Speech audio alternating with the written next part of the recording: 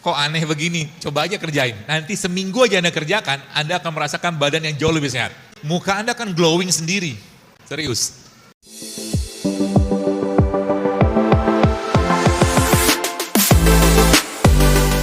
Kalau Anda pagi-pagi pengen dapat mood yang baik, maka Anda makan yang masih alami. Entah Anda makan buah atau makan kacang kayak begini, atau lebih baik Anda minum kopi tanpa gula. Jauh lebih baik. Kenapa? Moodnya dibikin di perut. Gitu ya. Itu yang pertama. Jadi pagi-pagi Anda mulai paham. Jadi kalau pagi-pagi berarti saya lebih baik gimana? Makanya saya kalau ketika saya sudah ngerti konsep ini, pagi-pagi biasanya saya nggak mau banyak makan. Kapan saya akan makan? Siang biasanya saya akan makan. Tapi kata kuncinya Pak, satu hari kebutuhan kalori kita teman sekalian, satu hari kebutuhan kalori kita dewasa ya, kurang lebih sekitar 2.000-2.200 kilokalori. Nah itu Anda jangan sampai makan kenyang. Adakah rulesnya dari Nabi SAW? Ada. Nabi katakan apa? Sepertiga makan, sepertiga minum, sepertiga udara kan gitu. Jadi makan mulai sekarang bukan untuk kenyang. Karena banyak orang gara-gara kenyang ibadahnya nurun. Makan itu untuk apa? Untuk memenuhi kebutuhan nutrisi. Ya, jadi kita makan untuk memenuhi kebutuhan nutrisi, bukan untuk kalori saja. Jadi kata-kata ini mudah-mudahan bisa Anda cerna baik-baik. Ketika tubuh kita lapar atau kita lapar, maka tubuh kita butuh nutrisi bukan kalori. Ya, paham ini baik-baik. Kenapa sekarang banyak kasus stunting? Stunting itu apa? Anak-anak defisiensi gizi. Mulai paham kenapa? Coba lihat, yang dimakan apa sih mereka? Saya kadang-kadang lihat di kampung, saya tinggal di Bekasi gitu kan, saya lihat anak-anak tuh paginya sarapan sudah snack loh. Isinya apa? Penyedap. Sekarang Anda pergilah ke toko, supermarket, beli roti, lihat. Roti itu isinya apa sih? Yang kemasan ya. Isinya gula, tepung, mentega, sama apa lagi? Ya, kurang lebih itulah. Telur, 4 isinya. Tapi kalau Anda lihat, roti zaman sekarang, ingredientnya bisa beberapa paragraf. Betul? Apa isinya itu? Sebagian besar bahan kimia gitu loh. Sebagian besar bahan kimia. Masuk nggak ke badan? Masuk. Dan jadi bagian. Belum lagi kalau kita bicara tepung. Tepung itu kalau boleh saya katakan salah satu salah satu bahan yang kalau boleh saya katakan mulai sekarang hindarilah sering-sering. Jangan sering-sering makan tepung. Tepung yang dikasih minyak, dikasih sayuran namanya apa? Wah.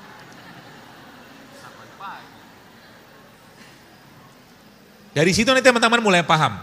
Kenapa Nabi mengajarkan kepada kita. Baik, kalau ada makanan yang kita makan, lalu kita ngantuk gara-gara makanan tadi, maka kata kuncinya apa? Kata kuncinya tubuh kita nggak bisa ngolah makanan tadi atau makan yang dimakan miskin nutrisi. Sekarang misalkan Anda makan nasi campur gulai, apalah gulai macam-macam gitu kan. Campur sayuran yang juga pakai santan, biasanya habis makan tuh ngantuk kan? Kenapa? Karena yang dimakan nggak bisa diolah badan. Kalau tubuh nggak bisa ngolah, maka apa yang terjadi? Tubuh minta istirahat. Itu sebabnya kalau bahasa saya tadi, kenapa makan itu terbaik siang hari? Maka Islam mengajarkan supaya makannya baik, supaya tubuhnya siap dengan enzim, maka Rasulullah mengajarkan namanya apa? Tidur siang. Jadi sebelum, katakan Anda makan jam 1 nih, setengah 12 tidur dulu untuk mengistirahatkan enzim. Dan Nabi mengatakan apa? Tidur siang itu adalah untuk persiapan malam hari. Gitu. Maka tidur siang, biasakan tidur siang mulai sekarang. Berapa lama? Jangan lebih dari 30 menit. Jangan lebih dari 30 menit. Dokter Hiromisinya salah satu dokter pencernaan di Amerika, dia katakan tidur siang itu perannya salah satunya adalah untuk menguatkan fungsi jantung, kata beliau begitu. Ya, jadi mulai sekarang bagaimana pola-pola itu Anda kerjakan. Lalu,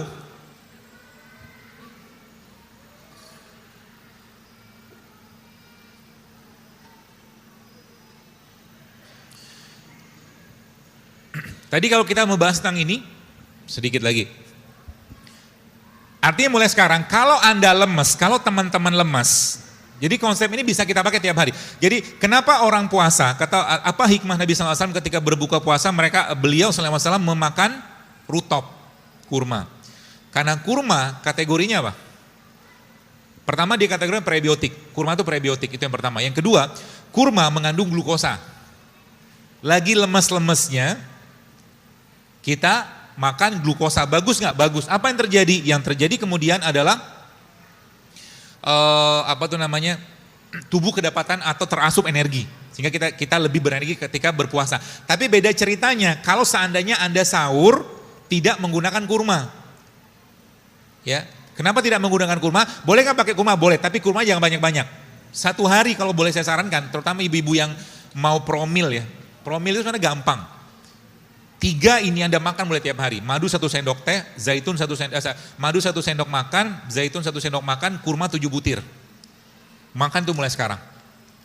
Kurma prebiotiknya, madu asam aminonya, zaitun lemaknya, udah cukup. Jadi 3 ini aja Anda makan tiap hari, itu perut kita akan sangat merasa berterima kasih lah gitu kan, seperti itu. Banyak banget. Dan jadi gini, kalau kita bahas tubuh kita, jadi tadi saya katakan perut ya, jadi kita bahas perut itu ada kuncinya ada 2. Yang pertama tadi prebiotik sama probiotik. Indonesia kaya nggak dengan itu? Kaya banget. Salah satu probiotik yang paling baik di Indonesia namanya apa? Acar. Makanya acar ya, asinan. Itu kan diasinin kan? Asin itu pakai apa? Pakai gula, pakai garam. Lalu muncullah biotik di sana. Gitu loh. Itu sebabnya kimchi itu salah satu makanan fermentasi di Korea, itu diakui dunia sebagai world healthiest food. Kan gitu. Indonesia punya nggak makanan lain yang juga tidak kalah sehatnya? Ada, namanya apa? Tape. Tape itu sehat. Tape itu kan fermentasi kan? Ada glukosanya, ada. Nanti kalau Anda misalkan perutnya lagi bermasalah, sebenarnya sepotong kecil tape itu bagus banget. Di samping tempe juga bagus. Tempe juga probiotik. Ya. Jadi yang pernah saya share di IG kemarin itu, ketika prebiotik ketemu probiotik, maka bahagianya luar biasa mereka. Sudah ada nyobain belum? Tempe di jus sama kurma. Enak Pak. Kok nyeleneh gini? Ya begitulah nyeleneh. Ya, nyeleneh tapi yang bagus gitu kan. Jadi ketika tempe ketemu kurma, maka Anda sedang mengawinkan prebiotik sama probiotik. Dan gak usah makan banyak-banyak. Jadi pagi-pagi sarapannya udah cukup sebenarnya. Kenapa? Kurma prebiotik kan. Ada gula nggak? Ada.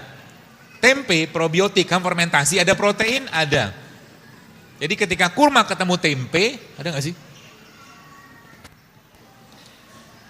Tuh nggak disiapin ya? Nggak ngomong saya, nggak apa-apa lah. Lupa pula. Tempe sama kurma. Nggak ada sisen di depan. Jadi ketika tempe ketemu kurma, itu the best. Dan makan tempe itu paling baik dalam kondisi tempe yang mentah. Jadi pagi-pagi sarapannya, kok aneh begini, coba aja kerjain. Nanti seminggu aja Anda kerjakan, Anda akan merasakan badan yang jauh lebih sehat. Serius. Ilmu begini emang gak diajarin di sana, di fakultas gak diajarin. Saya belajar sendiri gitu kan. Mencoba merangkum bagaimana konsep Islam dan bagaimana sains menjelaskan tentang itu. Jadi nanti pagi-pagi, apa yang Anda kerjakan? Yang Anda kerjakan pagi-pagi, Anda minum teh rempah pagi-pagi. Teh rempah itu contohnya apa? Ketumbar, kayu manis, jahe juga termasuk rempah lah ya. Atau mungkin teh kunyit gitu kan. Boleh diimpus, boleh dikasih air panas. Habis itu Anda makan apa? Makan kurma, 3 butir aja. Ya, nggak usah banyak-banyak. Lalu habis itu Anda makan tempe. Jadi nyamilnya tempe sama kurma. Tempenya diapain? Mentah. Kenapa saya lebih sarankan mentah? Karena ada satu ilmu, bukan satu, gini, protein itu rusak dengan pemanasan. Jadi sebenarnya orang yang makan telur di dadar, proteinnya sudah rusak, tapi gizi tetap ada ya. Protein dia sudah namanya denaturasi. Jadi antara telur yang mentah sama telur yang diceplok, sehatan yang mentah. Begitu. Tempe kan protein, digoreng nggak? Rusak nggak? Rusak. Makanya makan tempe itu lebih baik Berarti kalau kita makan tempe digoreng nggak ada gizi sama sekali, tetap ada, cuman sebagian besar proteinnya udah rusak, denaturasi namanya. Kakak dipanasin. Jadi makan tempe itu bagusnya gimana? Ya mentah. Gitu kan? Seperti itu. Lalu yang kedua apa? Kalau Anda punya kacang-kacangan di rumah, maka mulai sekarang biasakan untuk makan kacang-kacangan. Kurmanya, ada kurma nggak, Wi? Wi, nggak ada kurma? Ya, saya lupa bawa lagi tadi. Tapi nggak apa-apa deh. Ada beberapa jenis kacang-kacangan, jadi teman-teman catat ya. Ada beberapa jenis kacang-kacangan, dan kalau Anda tahu kacang-kacang ini teman-teman sekalian, Anda akan pasti akan apa ya? Jatuh cinta banget. Pertama, almond ya. Almond ini salah satu kacang yang terbaik. Dan mulai sekarang jangan bilang lagi almond itu mahal.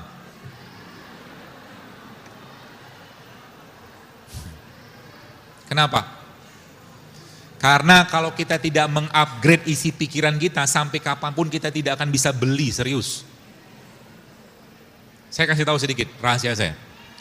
Saya ya, karena memang saya mendidik mental saya itu bukan mental kerupuk. Kalau saya pengen sesuatu, maka saya langsung ngomong sama benda itu dan ngomong sama Allah. Terutama ngomong sama dalam bentuk doa. Contoh, saya pernah pengen beli jam. Saya pernah ceritain, jam itu sekitar 5 tahun lalu saya pernah pengen beli, dan untuk saya harganya lumayan. Saat itu gitu kan, saya lihat jam itu harganya berapa juta gitu kan, tapi saya pengen gitu kan. Saya bilang sama Allah, ya Allah tolong murahkan jam ini untuk saya. Begitu. Terus apa yang terjadi? Yang terjadi adalah, tidak ada setahun jam itu bisa saya beli. Begitu terus. Jadi kalau kita, gini, orang yang berdoa dan yakin pada Allah, ya memang dia dalam imannya, dalam hatinya, dalam dirinya memang meyakini bahwa Allah memang maha memberi gitu kan. Makanya Nabi katakan apa? Kalau udah bicara doa, doa itu jangan tanggung-tanggung gitu kan. Saya tanya dan jujur aja jawab. Pernahkah Anda berdoa, ya Allah berikan aku rezeki sebagaimana rezeki yang kau berikan pada Utsman bin Affan dan Abdurrahman bin Auf atau Tolha atau Zubair, sehingga saya bisa bersodakoh seperti sodakohnya mereka. Pernah doa kayak begitu? Akhirnya kan di rumah kayak begini aja kan. Doa aja takut gitu kan. Apalagi ada satu, ini joke saya aja gitu kan, diajakin kaya misalkan gitu kan, diajakin kaya gitu kan, luar biasa takut, maaf dok, gak bisa. Nenek saya miskin, kakek saya miskin, ini contoh aja ya. Orang tua saya miskin, kalau saya kaya ini merusak tataran kemiskinan keluarga saya gitu. Contoh aja, joke aja. Ya, kenapa bisa begitu? Makanya kalau bicara doa jangan tanggung-tanggung gitu loh. Apa mahalnya kacang almond bagi Allah itu? Ya mungkin boleh saya katakan dulu juga saya tidak beli kacang almond, katanya mikir juga tanda kutip, bukan saya mengatakan mahal, bukan. Tapi saya mikir buat apa? Tapi sekarang akhirnya kacang almond itu terus datang ke rumah saya hampir tiap saat gitu kan. Ada orang kirim segala macam gitu loh. Kurma, sekarang saya nggak beli kurma, dikirimin terus kurma gitu kan. Gara-gara apa? Mungkin saya pikir gara-gara saya mempromosikan produknya Allah gitu kan. Nggak habis-habis loh. Kurma, rutop segala macam dikirimin terus gitu kan. Saya bilang, bahkan saya ada beberapa toko itu saya bilang tolong jangan kirim lagi ke saya bilang saya mau bayar. Karena saya bukan mental gratisan saya bilang. Saya nggak mau, kalau mau kasih diskon silakan tapi jangan kirim terus. Saya bilang saya nggak enak, saya nggak mau hutang budi sama Anda saya bilang. Ada toko tuh saya bilang dia minta alamat. Saya nggak mau. Jangan kirim dan jangan minta endorse sama saya karena saya nggak bakal bawa endorse saya bilang. Gitu loh. Jadi almond murah nggak? Murahnya jangan nangis gitu. Santai aja lah. Murah gitu kan. Murah. Mau berapa kilo gitu kan. Tuh. Apa fungsi almond? Baik. Almond itu teman sekalian, dia mengandung, kalau Anda rutin makan almond berapa banyak? 7 butir aja atau 7 almond di tiap hari, maka resiko jantung kita akan menurun. Penyakit jantung. Kenapa? Karena dalam almond ini dia tinggi banget magnesium. Adakah penelitiannya? Ada. Ada satu buku saya baca judulnya How Not to Die. Buku itu dikarang seorang dokter di Amerika. Dia ceritakan tentang ternyata banyak makanan-makanan kalau kita rutin makan, itu ternyata bukan hanya kolesterol gitu kan, banyak lagi yang lain bisa hilang dengan itu. Jadi almond. Dan dia tinggi banget antioksidannya. Ibu-ibu, terutama ibu-ibu ya, Anda tidak perlu banyak make-up-an. Kalau Anda mengasup mineral, vitamin E cukup, maka apa yang tadi, muka Anda akan glowing sendiri. Serius, Saya sudah banyak banget dapat DM yang terbaca tapi tidak saya reply, dia cerita gitu kan, ibu-ibu segala macam. Dok, ini banyak teman-teman saya yang bilang katanya kok muka saya sekarang lagi kinclong banget sekarang. Saya bilang. Ya iyalah, saya bilang, kenapa? Kalau belum waktunya tua, dia akan balik. Sel kita tuh. Makanya jangan racuni badan kita dengan bahan-bahan kimia mulai sekarang. Ya, sabun, odol. Saya di rumah pakai odol nggak? Pakai. Odol tuh banyak bahan kimianya nggak? Banyak. Maka saya pakai odol, kalau nggak ketemu odol yang non fluoride, saya akan pakai odol biasa. Berapa dosisnya atau berapa banyak, saya akan pakai odol beras dibagi 3, tuh ukuran odol saya. Sudah pernah lihat isi odol apa? Sudah pernah lihat gini, bukan nakut-nakut, ini memang faktanya begitu gitu kan, ya mau diapain lagi. Di Amerika odol itu ada peringatan. Peringatannya apa? Jika tertelan anak-anak maka segera hubungi pusat penanganan keracunan setempat, CDC namanya. Itu di Amerika. Sekarang beberapa odol pun sudah ada peringatan itu. Karena emang bahan di situ emang nggak cocok kalau tertelan. Ya, seperti itulah.